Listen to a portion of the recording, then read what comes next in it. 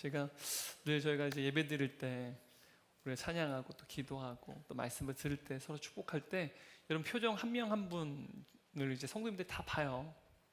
볼 때마다 한국 사람이 아니라 어떻게 저렇게 나를 축복하는 저 눈빛, 저 사랑스러운 눈빛이 정말 천국 사람 같다라는 느낌이 들 만큼 여러분 우리가 서로를 전 마음으로 또 축복했으면 좋겠습니다.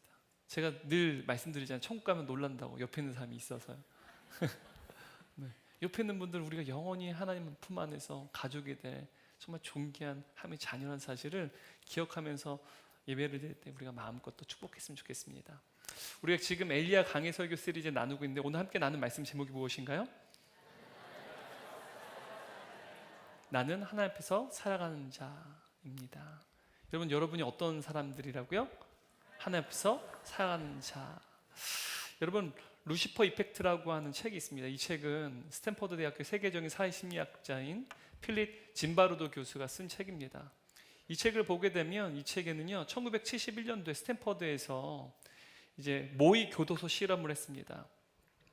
그래서 이 실험의 목적이 뭐였냐면 인간 내면에 숨겨진 죄악된 본성을 발견하는 거예요. 그러니까 인간이 선한지 악한지에 대한 의견이 분분하잖아요. 근데 인간의 어떠한 내면에 숨겨진 본성이 어떠한지에 대해서 이 실험을 밝히고자 했습니다. 그래서 지원자 24명의 대학생들이요 다들 모두가 중상층 가정에서 자라난 학생들이었고요. 모두가 또한 좋은 교육을 받았던 남자 대학생들이었습니다. 그래서 그들 중에 무작위로 어떤 학생들은 죄수 역할을 맡게 했고요. 또 어떤 학생들은 교도관 역할을 맡게끔 했습니다. 그러니까 무작위로 이제 학생들을 일일이 어떻게 보면 조사해가지고 맡긴 게 아니라 그냥 무작위로 맡겼다는 것이죠. 원래 이 실험은요 2주일간 지속될 예정이었는데요. 실험을 강행한 이후에 6일 만에 이 실험을 그만두게 되었습니다. 왜냐하면 이제 교도관 역할을 맡았던 학생들이요 시간이 지나면 지날수록 더 잔혹해졌기 때문이에요. 이 교도관을 맡은 학생들이요 이제 죄수 역할을 맡은 학생들에게요 맨손으로 이제 더러운 화장실 청소하게끔 하고요, 체벌도 가하고요, 기합도 주고요, 심지어 성적인 모욕까지 행하는 등 시간이 지나면 지날수록 사실 진짜 죄수가 아니잖아요. 실험일 뿐인데도 불구하고 이 교도관을 역할을 담당하는 학생들이 가면 갈수록 가혹하게 이제 죄수 역할을 맡은 학생들을 대했다는 사실입니다. 사실 이 실험에 참가한 학생들은요 모두 평소에는 인격적으로 전혀 모나거나 어떤 문제가 없는 평범한 학생들이었다는 사실입니다. 그래서 이 실험을 통해서 짐바르도 교수는요 평범하고 선한 사람들이 이제 악한 가해자로 바뀌는 이 현상에 대해서요 이제 루시퍼 효과다라고 말했습니다. 루시퍼 이제 사탄의 이름이잖아요. 그러니까 인간 마음 안에는 루시퍼, 사탄과 같은 악한 본성이 있다는 것이죠. 이것을 가르쳐서 이제 루시퍼 효과를 가르쳐서 악의 평범성이라고 말합니다. 평범한 사람이 악을 행한다는 사실이에요. 평범한 사람도 어떠한 상황 그리고 그 상황을 만들어내고 유지한 어떤 시스템 안에 거하게 되면요 얼마든지 평범하고 선한 사람도 악한 사람으로 변할 수 있는 어두운 본성이 숨겨져 있다는 사실이에요. 이 실험을 통해서 밝혀진 것은 누구든지 간에 평범한 사람, 선한 사람도요 어떤 특수한 환경, 그 환경을 만들고 유지하는 시스템 안에 들어가면 얼마든지 악한 사람이 될 수 있다는 사실입니다. 그래서 우리가 이런 말 종종 듣지 않습니까? 아무도 없는 곳에서 우리의 모습이 진짜 우리의 영성이다. 아무도 없는 곳 말이죠. 그런데 여러분 성경은요 인간 내면하게 숨겨진 이 악한 본성에 대해서요 죄다라고 말합니다. 인간은 죄성을 가지고 있다. 인간은요 에덴 동산에서 하나님 말씀에 불순종했습니다.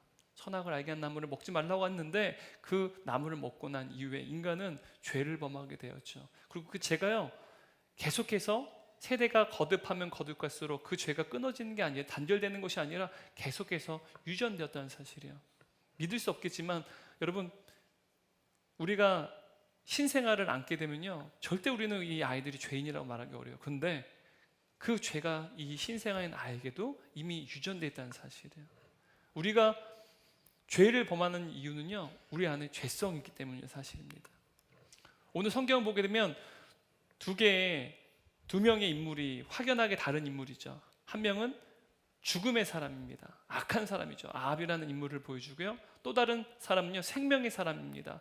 한편도 성령의 사람이라 말할 수 있는데 오바댜가 그려지고 있습니다. 그런데 여러분, 오늘은 시간 제한상 오늘 본문을 가지고 오늘과 다음 주에 두 번에 걸쳐 다루려고 합니다. 사실은 한 번에 다 다루려다가 안 되겠다는 생각이 들었어요. 그래서 우리가 오늘 아합이라고 하는 인물을 먼저 살펴보고 다음 주에는 오바댜에 대해 살펴보도록 하겠습니다.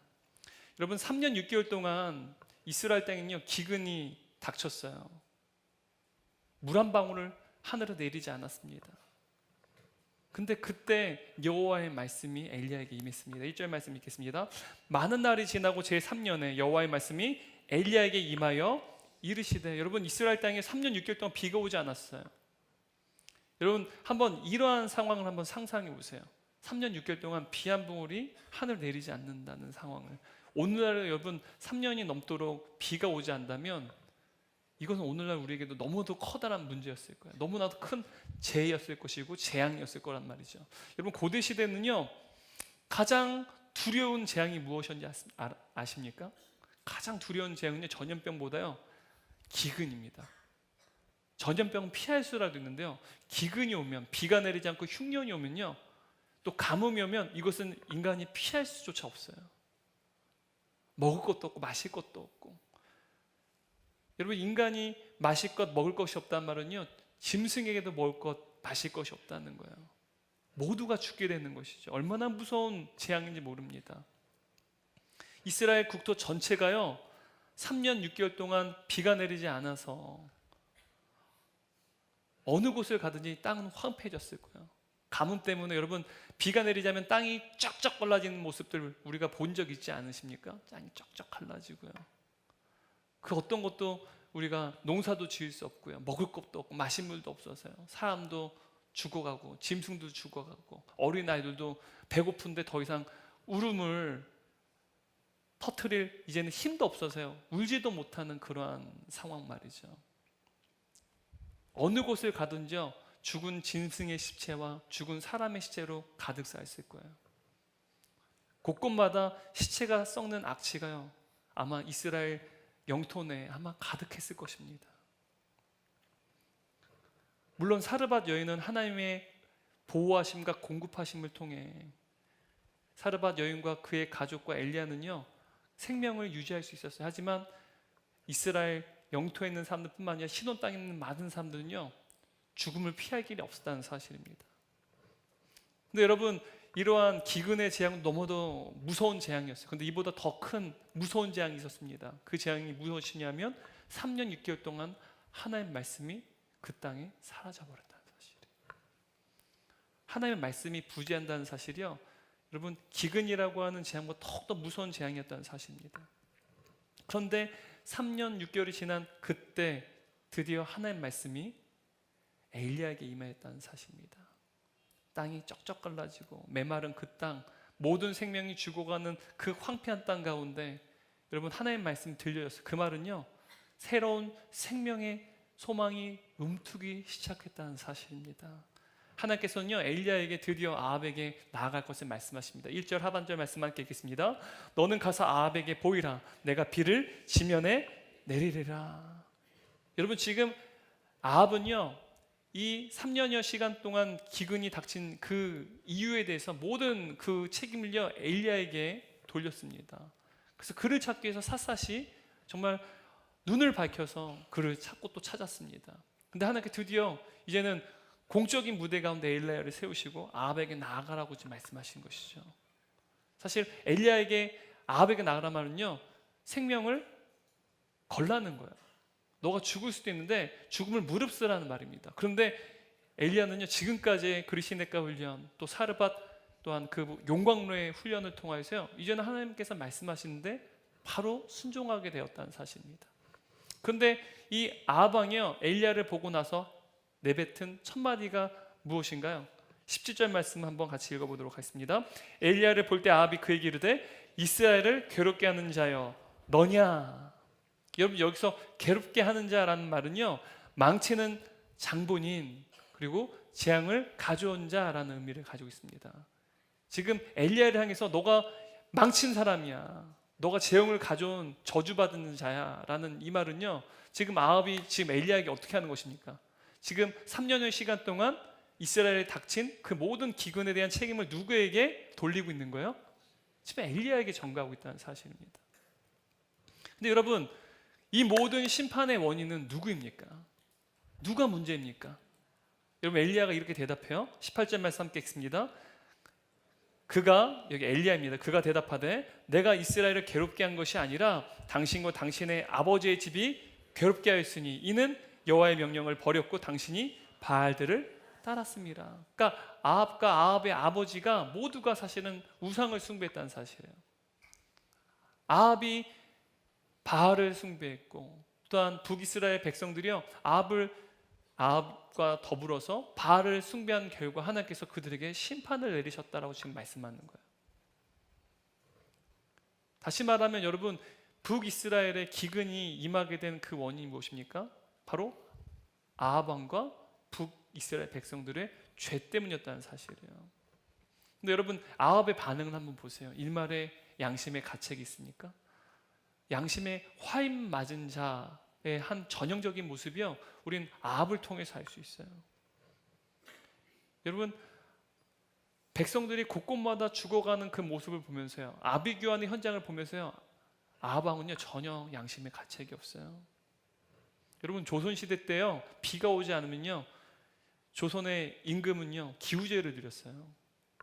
비가 내리지 않는 것이 이제 군주의 부도덕함 때문이라고 여겼습니다. 그래서 왕도 막 음식을 줄이거나 반찬을 줄이고 혹은 금식을 해가면서 기우제를 행했어요. 이게 사실 일반적인 군주의 마음인데요, 아합은 그런 마음이 없어요. 지금 하나님께서 그로 하여금 그가 죄를 범했다고 말하지만 아합은 그가 죄인이라는 사실을 깨닫지는 못합니다. 여러분, 아합을 볼 때 여러분 어떠세요? 하나님께서 너가 죄를 범했다, 너의 아비와 너가 내가 아닌 바알을 숭배했기 때문이야 라고 말씀하시지만 자신이 죄를 범했다는 사실, 자신이 죄인이라는 사실을 그는 인정하지 않아요. 이런 아합의 모습을 볼 때 여러분 어떤 마음이 드세요? 막 고구마가 가슴에 얹힌 것 같은 답답함을 느끼지 않으십니까? 저는 이 아합을 볼 때요, 인간은 참으로 변하지 않는다라는 생각을 하게 되었어요. 인간은 변하지 않는다. 인간은 결코 변하지 않습니다. 근데 여기는 한 가지 전제가 필요해요. 인간이 변하지 않는다는 건요, 하나님 개입이 없다는 사실이에요. 바꿔서 말하면 인간이 변하기 위해서는 하나님의 개입이 필요하고요, 하나님의 은혜가 있어야만 변할 수 있어요. 만일 우리의 인생에 하나님의 개입이 없다면, 하나님의 은혜가 없다면 우리의 인생은 결코 변할 수 없다라는 사실이에요. 우리가 죄인이라는 사실을 인정할 수도 없고요, 또한 내가 죄인이라는 사실을 깨달을래야 깨달을 수도 없다라는 사실입니다. 여러분, 고난은요 사람을 변화시키지 않아요. 우리는 고난이, 시련이 우리를 더욱더 연단할 거라고 생각해요. 우리 아이들이, 혹은 우리가 속담으로 그러죠. 젊어서 고생은 사서도 한다, 그런 말 하잖아요. 전혀 그러지 않습니다. 여러분, 시련과 고난이요 그 사람을 성숙하게 만드는 게 아니라는 거예요. 하나님이 없는 고난은요, 그 고난이 인간의 악한 본성을 더 여실히 드러나게끔 만든다는 사실이에요. 하나님이 없는 고난은 인간을 더욱더 악하게 만들고요, 때로는 고난이 우리 인생을 파괴하고 인격을 파멸시키기도 한다는 사실이에요. 왜요? 그의 인생에 하나님이 없기 때문에 그 고난이 그의 삶 가운데 단련을 하거나 도전이 되지 않을 수 있다는 사실입니다. 다시 말하면 여러분, 하나님의 심판으로는요 인간이 유순해지지 않는다는 사실이에요. 제가 예전에 이제 명동에 제가 아내랑 이제 연애할 때 명동을 자주 갔어요. 아내가 이제 지냈던 집이 명동에 가깝다 보니까 명동에서 많이 연애를 하면요, 면동에서 이제 자주 볼 수 있는 광경이 막 깃발 같은 거 막 장대에다가 메고 다니면서요, 또 이제 막 이제 뭐라고 하나요? 확성기 들고 예수천당 부시는지요. 그런 모습을 많이 봤어요. 여러분, 예수천당 부시는지요? 저는 그분이 그렇게 복음을 전한 것에 대해서 저는 정말 저는 그렇게 못하기 때문에 그분의 열정과 하나님에 대한 열심에 대해서는 정말 부정할 수 없어요. 하지만 인간은요, 예수 믿지 않으면 지옥 가란다는 말을 듣고요, 인생이 변하지 않아요. 하나님의 심판이 우리의 인생을 바꾸지 못한다는 사실이에요. 오늘 본문 보세요. 아합이 그토록 어마어마한 하나님의 심판 받았는데 변했습니까? 안 변했습니까? 북이스라엘 백성이 변했습니까? 안 변했습니까? 변하지 않는다는 사실입니다. 그래서 사도 요한은요, 요한계시록에서 이렇게 말합니다. 요한계시록 16장 10절 11절 말씀 함께 읽습니다. 또 다섯째 천사가 그 대접을 짐승의 왕자에 쏟으니 그 나라가 곧 어두워지며 사람들이 아파서 자기 혀를 깨물고 아픈 것과 종기로 말미암아 하늘의 하나님을 비방하고 그들의 행위를 회개하지 아니하더라. 여러분, 하나님께서 심판하셨어요. 그들이 고통스러워했어요. 종기도 생겼어요. 근데 어떻게 합니까? 그들 회개했다고 말합니까? 아니요. 하나님을 비방했다라고 말합니다. 회개하지 않는다는 말이에요. 하나님의 심판이요, 인간을 변화시키지 않는다는 사실이에요. 여러분, 아일랜드 개신교에 있던 토마스 스캇이라고 하는 분이요, 영원한 형벌이 인간은 변화시키지 않는다고 말합니다. 제가 읽어드릴게요. 사람들이 상상하는 지옥의 불길이나 지옥의 엄청난 고통은 아무런 정화 효과도 갖고 있지 않다. 자신이 받는 고통으로 괴로워하는 죄인은 자신들의 사악한 행위를 계속함으로써 결국 영원한 진노를 쌓을 뿐이다. 하나님의 심판을 받아줘요, 변하지 않고요, 죄인인 인간이 계속해서 어떻게 한대요? 죄를 범할 뿐이라는 거예요. 성경을 보면 이러한 인물들의 모습을 우리는 너무나도 많이 발견할 수 있습니다. 출애굽 당시 하나님께서 애굽의 바로에게요, 내 백성을, 이제 이스라엘 백성들을 내어 보내라고 명령했어요. 근데 파라오가 어떻게 합니까? 바로가 어떻게 합니까? 네, 알겠습니다, 순종했습니까? 아니면 끝까지 저항했습니까? 끝까지 저항해요. 10가지 재앙이요, 이집트 땅에 하나님께서 내리십니다. 그 10가지 재앙은 어떻게 됩니까? 이집트가 초토화가 돼버려요. 그 재앙이요, 마치 무슨 원자폭탄이 떨어지듯이요, 애굽이 완전히 초토화가 돼버렸다는 사실이에요. 근데요, 이 재앙을 하나님께서 내리실 때마다, 하나님 심판이 내려질 때마다요, 바로가 그때는요 죽겠으니까 마음을 돌려요. 근데 재앙이 끝나자마자 어떻게 합니까? 다시 하나님을 대적합니다. 왜요? 그의 마음이 강팍해졌다라고 말합니다. 완악했다. 요즘 우리가 읽는 개정 성경 보면 마음이 완악했다, 이 말은요, 마음이 강팍하다, 마음이 완악하다, 이 말은요, 마음이 굳었다, 굳은 마음이라는 뜻이에요. 딱딱하게, 마치 콘크리트처럼 딱딱하게 굳은 마음이 바로 이 완악한 마음, 강팍한 마음이라는 거예요. 이게 죄인의 마음이라는 사실이에요. 죄는요, 마음이 완악해서요, 하나님께서 심판을 하셔도요 깨닫지 못합니다. 하나님께서 아무리 말씀하셔도 그가 죄인이라는 사실을 인정하지 않아요. 왜요? 마음이 굳었으니까요. 콘크리트처럼 딱딱하니까요. 그 마음이 너무 완악해서요, 하나님을 인정하지도, 자신이 죄인이라는 사실도 받아들이지 않습니다. 결국 마지막 10번째 재앙이 무엇이었습니까? 장자의 죽음의 재앙이었어요. 애굽이요 통곡했어요. 이스라엘 백성들 외에 유월절 어린 양의 피로 문지방과 또한 그 피를 이제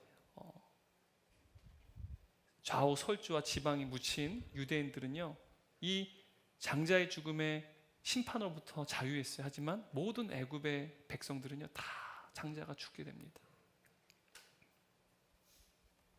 여러분, 이토록 변하지 않는 인간의 종말이 무엇인지 아십니까? 죽음이에요. 죽음을 맞이해서의 비로소요, 바로는 변한 게 아니에요. 죽음을 맞이해서요, 하나님의 명령에 어쩔 수 없이 순종했다는 사실이에요. 죄인의 마지막 처절한 종말은요 죽음이고요. 그 죽음은요 그냥 육체적인 죽음만이 아닙니다. 영원한 죽음이라는 사실을. 여러분, 우리는요 이 아합이라는 인물을 통해서 인간에 대해서 바르게 이해할 수 있습니다. 근데 여러분, 이 아합은요 우리와 관계가 없는 사람이 아니라요, 저와 여러분이 아합이라는 사실이에요. 마음이 굳은 죄인이 아합과 같은 자가 바로 저와 여러분이라는 사실이에요. 만일 저와 여러분의 인생 가운데 하나님의 개입이 없었다면, 하나님의 은혜가 없었다면 우리는 아무리 고난을 당해 변하지 않을 인생이었어요. 오히려 우리의 마음이 더욱더 강팍해져서요 뻔뻔하게 하나님께 더욱더 대항하고 하나님을 비방할 인생들이 저와 여러분이었다는 사실입니다. 그런데 우리 인생 가운데 무엇이 있었어요? 하나님의 개입이, 하나님의 은혜가 있었다는 사실입니다. 여러분, 우리가 아합을 볼 때 무엇을 깨달아야 돼요? 우리도 아합이기에, 우리가 아합과 다른 이유는요 하나님의 은혜와 하나님의 개입이 있다는 사실이에요. 아합과 같은 우리가 하나님의 자녀가 되었다는 이 사실을 다시 한번 말씀을 또 살펴볼 때 우리는 하나님께서 우리에게 베푸신 놀라운 그 구원의 은혜에 대해서 다시 한번 감격할 수 있다는 사실이에요. 우리가 무엇이 간데 하나님께서 개입하지 아니하시고 은혜를 베푸실 만한 존재가 아닌데 그냥 이렇게 죽다가 마침내 죽음을 맞이해서 결국 이 꼴이 될 줄 알았어. 결국 나는 이렇게 이 꼴이 될 줄 알았어. 버나드 쇼와 같은 고백을 하고 인생의 마무리를 맞이하는 것이 사실 우리의 운명이었는데 하나님께서 우리 인생 가운데 찾아오셔서 우리에게 은혜를 베푸셨다는 사실이죠. 그런데 여러분, 이 아합이란 인물, 악한 본성을 가지고 있는 이 아합은요 도무지 회개하지 않습니다. 하나님께서 그에게 돌이킬 것을 바라셔서, 사실 우리가 지난번에 살펴봤듯이 하나님의 심판의 목적이 뭐라고 했습니까? 구원과 회복이 있어요. 근데 기적도 마찬가지라는 이야기를 제가 말씀드렸어요. 기적도 하나님의 구원과 회복이 있다는 사실이죠. 이 하나님의 심판을 통해서 아합이 사실은 변화돼야 돼요.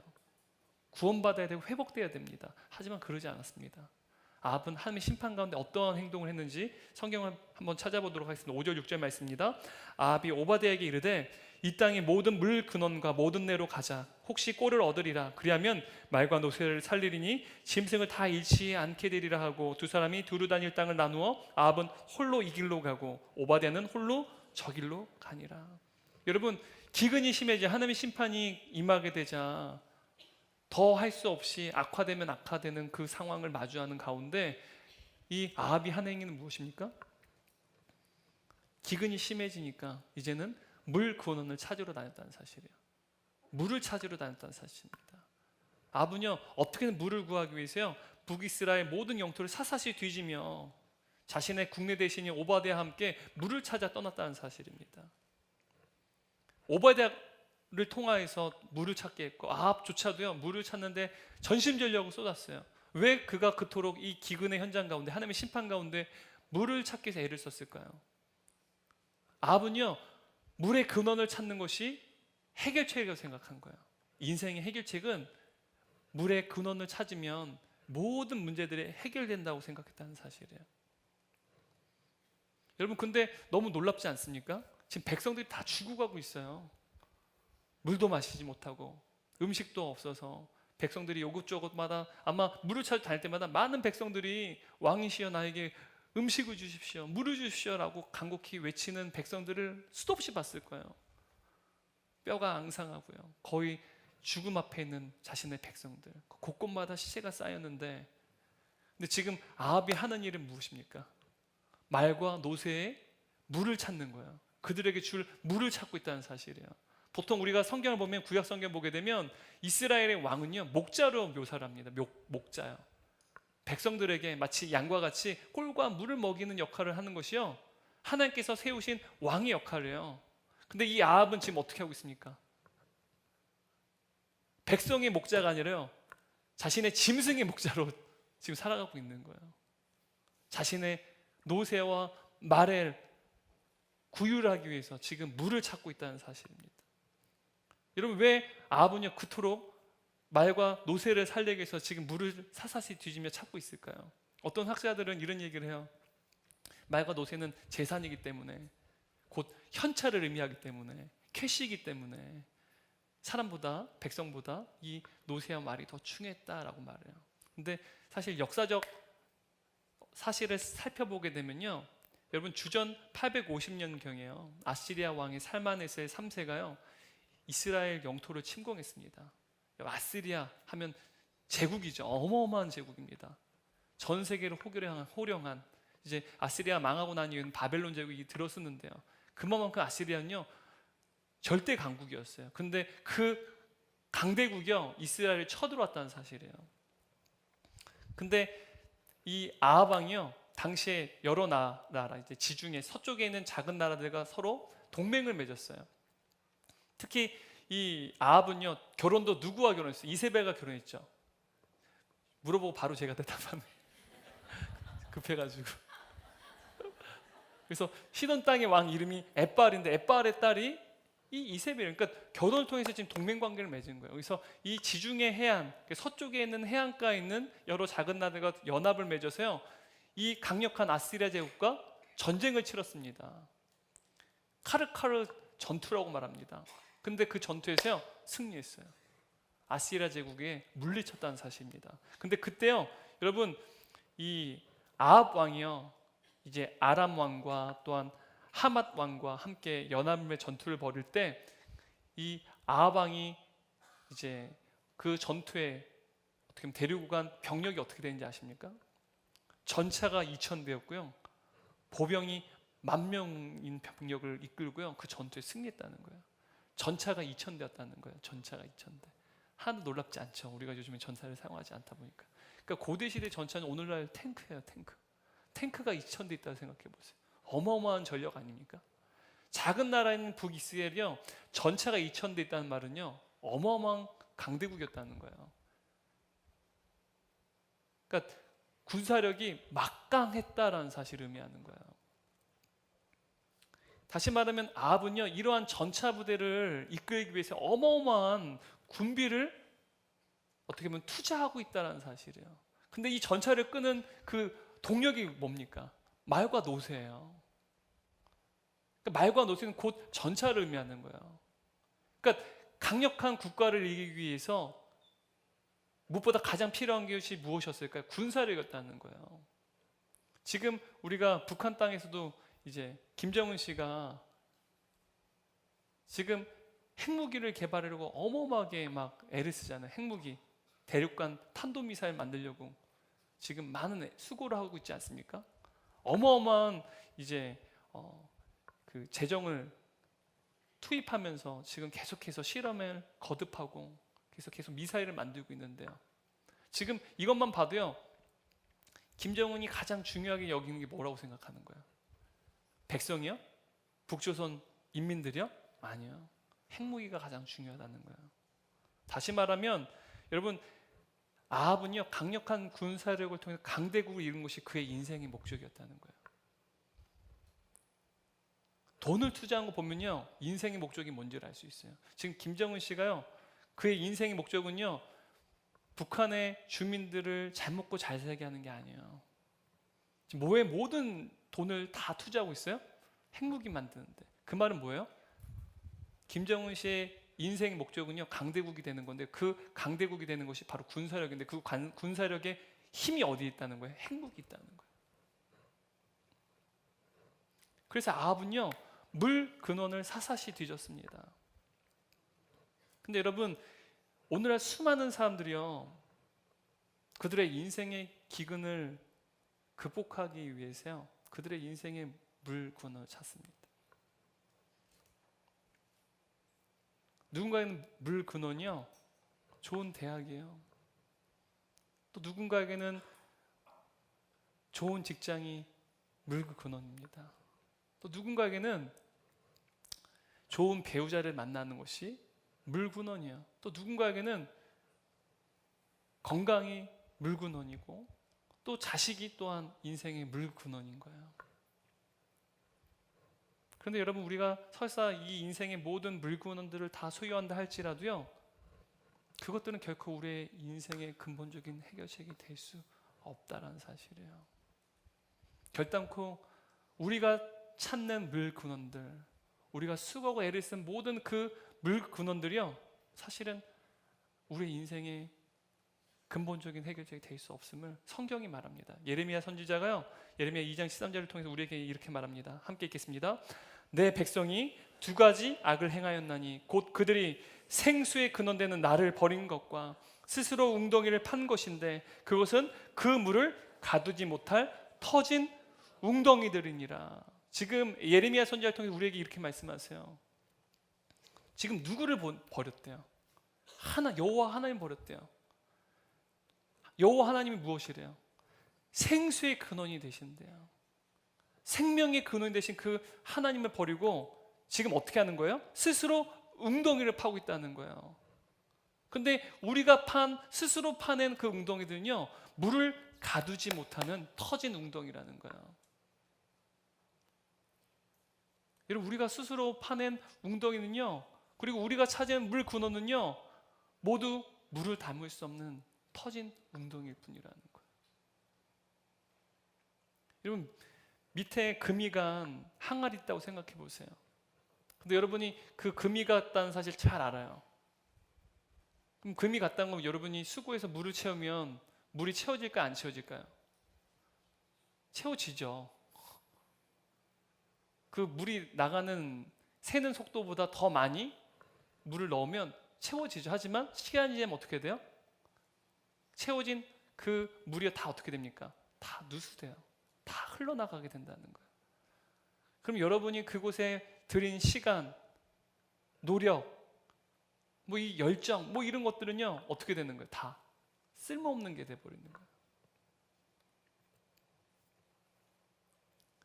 오늘날 많은 사람들이 이와 같은 삶을 산다는 거예요. 스스로 물 근원을 찾고 스스로 물 웅덩이를 찾는 거예요.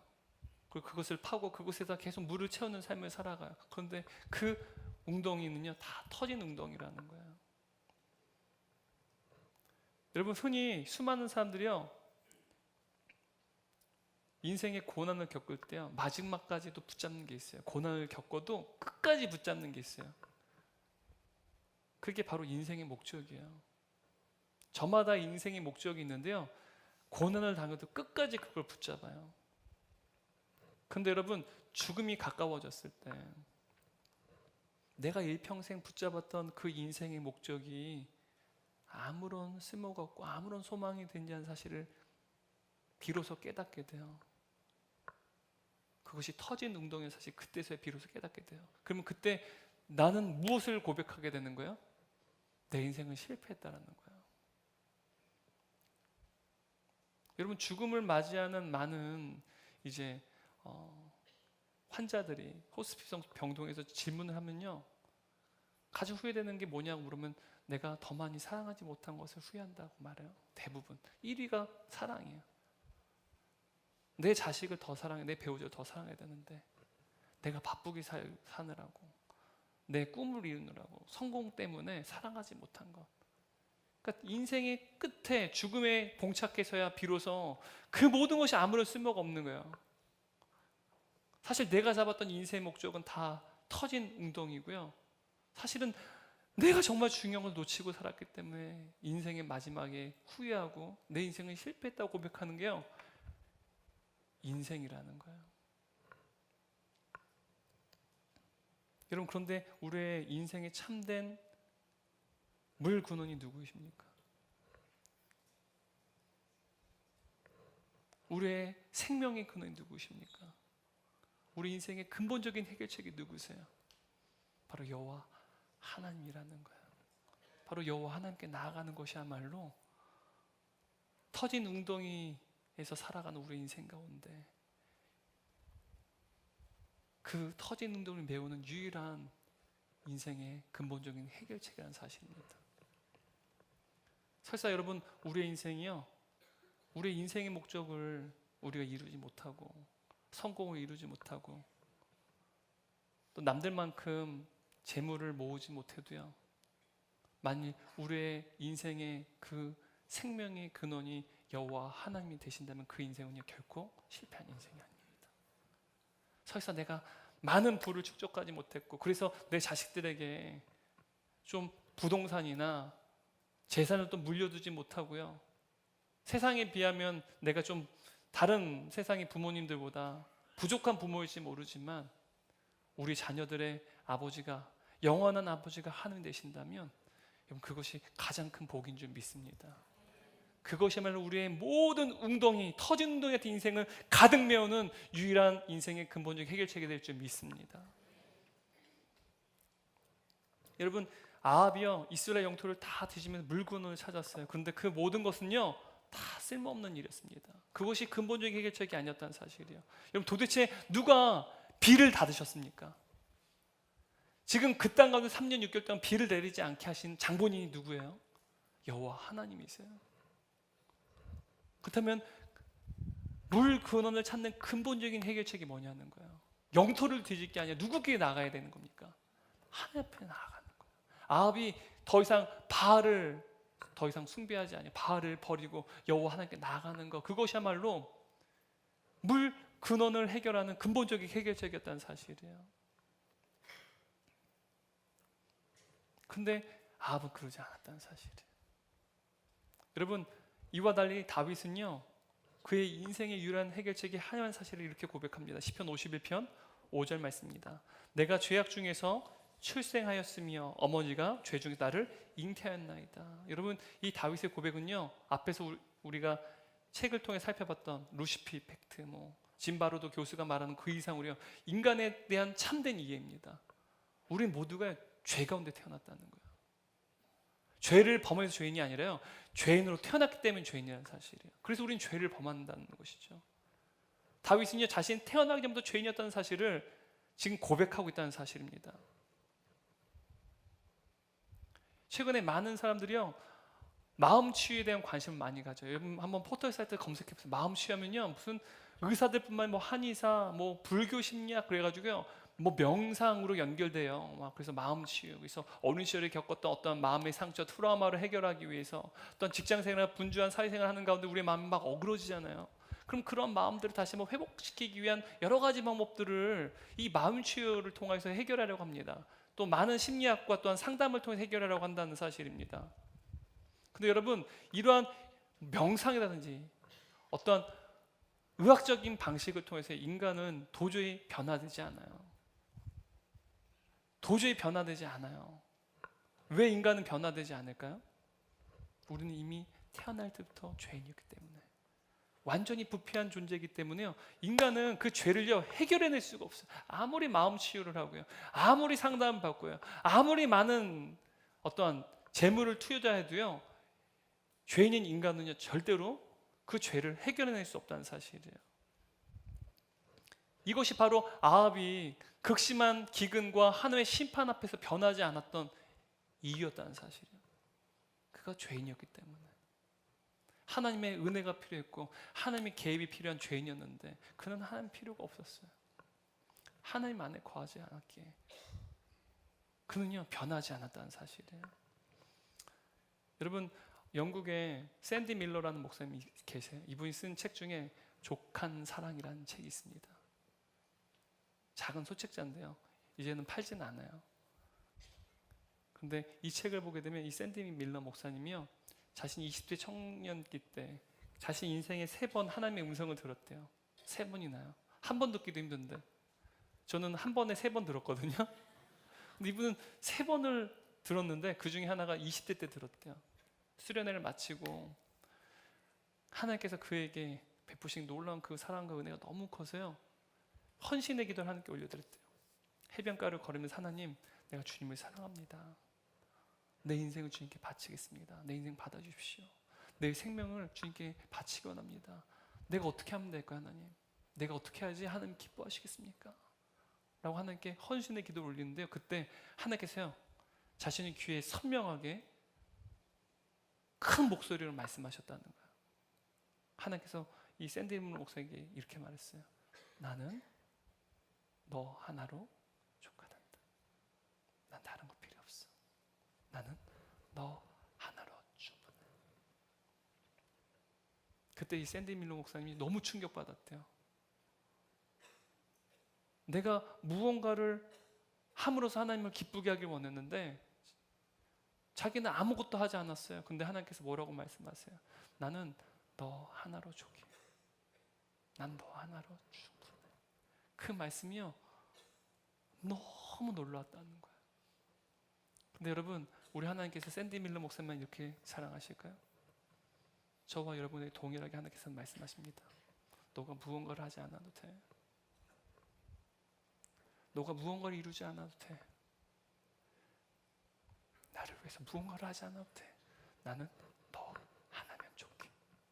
나는 너 하나면 충분해. 여러분, 사실 저와 여러분은요, 아합과 같은 죄인이었어요. 하나님의 개입 없이는, 하나님의 은혜 없이는 우리가 죄인인 줄 알지 못하고 죄인은 사실 고백할 수도 없었던 아합과 같은 죄인이었다는 사실이에요. 하나님을 거절하는 죄악된 본성을 가진 우리가 하나님을 아버지라고 부르고 하나님께 가까이 나아갈 수 있는 것은요, 죄인인 우리에게는 결코 일어날 수 없는 기적 중에 기적입니다. 여러분, 이 시간 우리가 하나님께 예배드리고 있어요. 한번 좌우를 살펴보세요. 예배드린 분들 한번 좌우 한번 이렇게 보세요. 어떤 분이 지금 함께 예배를 드리고 있는지. 그리고 여러분 자신도 보세요. 지금 우리가 하나님께 예배를 드리고 있잖아요. 우리가 하나님께 나와 예배를 드린다는 것, 죄인인 우리가 하나님께 나가 거룩한 그 주님께 예배한다는 것, 그것이야말로 기적 중에 기적인 줄 믿습니다. 심지어 죄인인 우리를 위해서 독생자 예수 그리스도를 아낌없이 우리에게 주셨다는 사실, 죄인인 우리의 생명보다 사실은 하늘신 예수님의 생명이 더 소중한데, 우리가 그냥 머리로 생각해도 너무 잘하는 거 아닙니까? 하지만 그 하나님의 생명보다 죄인인 우리의 생명을 더 소중하게 여기셔서 하나님이 독생자 예수 그리스도의 생명을 우리에게 아낌없이 주신 것, 여러분, 기적 중에 기적입니다. 그러므로 여러분, 이것 통해 우리가 무엇을 할 수 있습니까? 여러분, 무한한 우주로도 하나님의 사랑은 채울 수가 없어요. 근데 그 하나님의 놀라운 사랑을요, 우리에게 아낌없이 전부를 쏟아부으셨다는 사실이에요. 여러분, 그만큼 우리는 소중하고 존귀한 존재라는 사실입니다. 제가 여러분이 여러분 스스로를 생각하는 것 이상으로 하나님은요, 우리가 전부라고 말씀하시는 사실입니다. 결론입니다. 여러분, 인간은요 결코 변하지 않아요. 왜냐하면 인간은 죄인이기 때문입니다. 죄인인 인간은요, 제 아무리 힘겨운 인생을 살고 인생의 기근이 닥쳐도요, 죄인인 인간은 그거 안에서 하나님의 손길을 구하는 것이 아니라 오히려 그저 견뎌낼 자연적 이상 재해라고만 생각하고요, 그냥 견뎌낼 시간이라고 여길 뿐입니다. 혹은 그 기근 속에서 인생의 고난에서 더 본성이 악해져만 가는 것이 죄인인 인간의 모습이라는 것입니다. 그런데 만약 하나님께서 저와 여러분의 인생 가운데 은혜를 베푸지 않았다면, 개입하지 않았다면 우리 인생도요, 죄인의 삶을 살아가고 마침내 영원한 죽음을 맞이했을 거예요. 마치 아합과 마찬가지로요. 아합은요 3년 6개월 동안 그 하나님의 심판, 기근이 임했을 때요, 그리고 자신이 다스리는 백성들이 죽어가는 모습을 볼 때요, 그는요, 하나님, 내가 잘못했습니다. 내가 죄인입니다. 내 죄를 용서해 주십시오. 내가 정말 죄인입니다. 하나님 용서해 주십시오 라고 회개만 했어요. 근데 그는 회개하지 않았어요. 아합은 끝까지 자신이 죄인 사실을 깨닫지 못했습니다. 인생의 극심한 고난은 오히려 악한 복성을 더 악화시킬 뿐이라는 사실이에요. 내가 죄인이라는 사실을 깨닫는 것, 이것이야말로 기적 중에 기적이라는 사실입니다. 왜냐하면 하나님의 은혜와 하나님의 개입이 있다는 사실을 나타내기 때문이에요. 여러분, 도대체 콘크리트보다 더 굳은 우리의 마음, 완악한 마음, 죄로 점철된 우리의 마음을 우리 스스로 깰 수가 없어요. 근데 우리를 대신하여서 우리의 그 죄된 몽성을 깨뜨리신 분이 계십니다. 고린도후서 10장 4절 말씀 읽겠습니다. 우리의 싸우는 무기는 육신에 속한 것이 아니요 오직 어떠한 경관이도 무너뜨리는 하나님의 능력이라. 여러분, 하나님의 능력이 우리의 완악한 마음, 굳은 마음, 콘크리트처럼 딱딱한 그 죄된 본성을 깨뜨리셨어요. 여러분, 이러한 기적이 일어난 이유가 무엇입니까? 하나님 예수 그리스도 이 땅에 오셨어요. 저와 여러분의 십자가에 죽으시고 우리에게 영원한 생명을 내주셨어요. 여러분, 하나님은요 죽으실 수가 없는 분이에요. 뿐만 아니라 하나님은요 너무 거룩하셔서요 죄인이 될 수가 없는 분이에요. 근데 우리 왜 생명을 주시기 위해서 하나님께서는 죄인이 되셨습니다. 우리를 위해서 죄인이 되는 기적을 이루셨다는 사실이에요. 죽으실 수 없는 분이 죽으시는 기적을 이루셨다는 사실입니다. 왜입니까? 바로 저와 여러분 때문이에요. 우리에게 영원한 하나님의 진노가 쏟아져야 됐는데 하나님께서는 우리에게 영원한 하나님의 사랑을 쏟아부으셨어요. 그것이 예수 그리스도의 십자가의 사건입니다. 날마다 콘크리트처럼 굳은 우리의 그 죄성을 자신의 십자가의 죽음으로 그 보혈의 피로 깨끗이 다 깨뜨리시고 우리 안에 계신 그 예수 그리스도 안에 우리가 거함으로 말미암아 날마다 우리를 넘치도록 사랑하시며 우리를 존귀하다고 나는 너로 족하다는 그 하나님의 사랑을 날마다 경험하고 매 순간 그 사랑 가운데 거하는 저와 여러분 되시기를 주님의 이름으로 축원합니다. 우리 다 함께 일어나셔서 오늘 말씀을 기억하며 이 찬양 우리 주님께 올려드리고 기도로 오늘 주일 예배를 마치도록 하겠습니다. 우리 가슴에 손을 얹고 오늘 말씀 생각하며 이 찬양 주님께 올려드리겠습니다.